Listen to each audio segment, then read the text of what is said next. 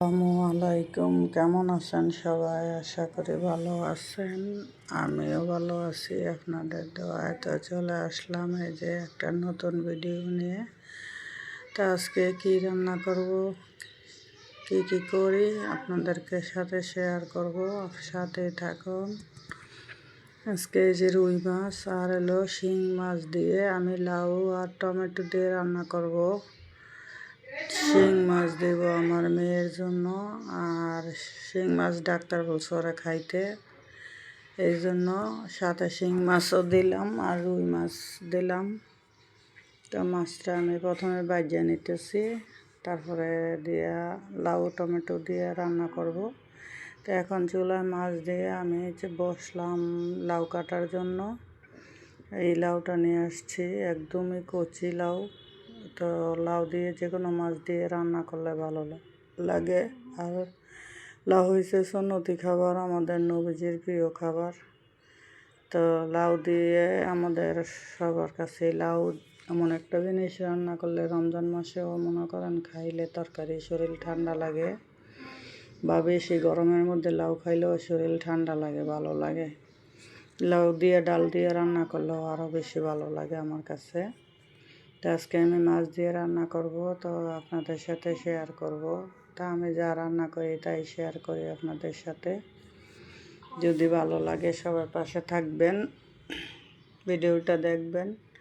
তো এখন আমি এই যে বসায় দিলাম পেঁয়াজটা লাল হয়ে গেছে। এখন আমি মশলা দিয়ে দিলাম একটু পানি, এখন লবণ, সব মশলা একে সব মশলা দিয়ে দিতেছি।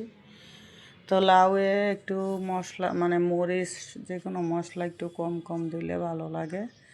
আমি সেই দিন লাউ রান্না করছিলাম, একটু জাল হয়ে গেছিলো বেশি, কিন্তু খাইতেও অনেক মজা লাগছিল। কিন্তু আজকে একদম কম জাল দিব।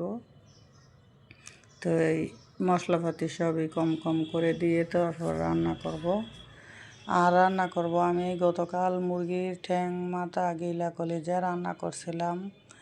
তো কিছু খাইছে আর কিছু আছে, তো আমি আজকে ওইটাকে কাজে লাগাবো। ওইটার মধ্যে আমি আজকে হালিম দিয়ে দিব। তো এই যে আমার মশলা কষানো শেষ, এখানে এখন আমি লাউটা দিয়ে দিতেছি। দেখেন লাউটা কত কচি। তো লাউটা 50 টাকা দাম হয়েছে। কেমন হয়েছে, ভালো হয়েছে না খারাপ হয়েছে কমেন্ট করবেন। আর আমার রান্নাবান্না কেমন লাগে তাও জানাইবেন সবাই, ভালো লাগে কিনা আপনাদের। তো আমি এইখানে লাউ রান্না বসাই দিলাম। আর বললাম না, মুরগির গিলা, কলিজা, পা সব রান্না করছিলাম। তো ওই যে আমি ডেস্কের মধ্যে হালিম ভিজাই দিছি গরম পানি কইরা। আর এই টমেটোটা আমি লাউয়ের মধ্যে দিব। আর মুরগি তো রান্না করাই আছে, আমি ওই মুরগিটার মধ্যে হালিমটা দিয়ে রান্না করব। তাহলে আমার হালিম খাওয়া হবে, আর আমার মুরগিটাও মনে করেন নষ্ট হবে না। তো মুরগি দিয়ে তো এমনি রান্না করা লাগে মাংস দিয়ে, আর এইভাবে যদি হাড় গোড় দিয়ে রান্না করা যায় তাহলে তো আরও বেশি ভালো লাগে। তো আজকে আমি ওইটা দিয়েই রান্না করব, আপনাদের সাথে শেয়ার করব। কোনো জিনিসই ফালানো যায় না। আর হইল রমজান মাস, কোনো কিছু রান্না করলে একবারের জায়গায় দুইবার আর খাওয়া হয় না।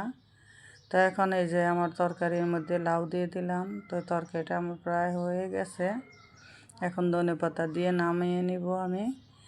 আর এইভাবে শুধু যদি শিং মাছ দিয়েও লাউ রান্না করা যায়, শৈল মাছ, শিং মাছ দিয়ে, তাহলে তো আর কথাই নাই। আপনি লাউ দিয়ে 2 প্লেট ভাত খাইতে পারবেন। আর দেখেন লাউটা এখনই কত সুন্দর লোভনীয় লাগতেছে, মনে হইতেছে এই লাউটা দিয়ে এখনই 2 প্লেট ভাত খাওয়া যাবে।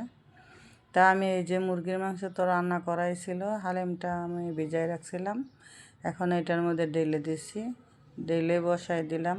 এখন এটা অবরন্তন নাড়তে হবে, না হইলে লাগিয়ে যাইব। আর উঠানের আগে আমি একটু বাগার দিয়ে দিব। আর কিছুই করা লাগবে না, ঝটপট আমার হালিম রান্না হয়ে যাবে আজকে, কষ্ট মষ্ট নাই। তো এখন আমি বাগার দিয়ে দিতেছি। আর ইফতারির জন্য বুট রেডি করছি, আর সব কিছু কাইটা নিছি, শসা, টমেটো, পেঁয়াজ কিছু বানাই নাই আজকে হালিম রান্না করাতে। এখন ইফতারি যদি অন্য কিছু আইটেম আয়োজন করি তাহলে আর আমার হালিম খাওয়া হবে না। তো এই জন্য আর অন্য কিছু আইটেম করি নাই, শুধু বুট ভাজি করছি আর লাউ দিয়ে মাছ দিয়ে তরকারি রান্না করলাম। আর এই যে আমার হালিম রান্না কেমন হয়েছে কমেন্ট করে জানাইবেন। আর ইফতারের পরে যখন খামু তখন বোঝা যাবে কেমন হয়েছে। তো দেখেন এই যে আমার তরকারি, এই যে ইফতারি। তো ভালো থাকবেন সবাই, আল্লাহ হাফেজ।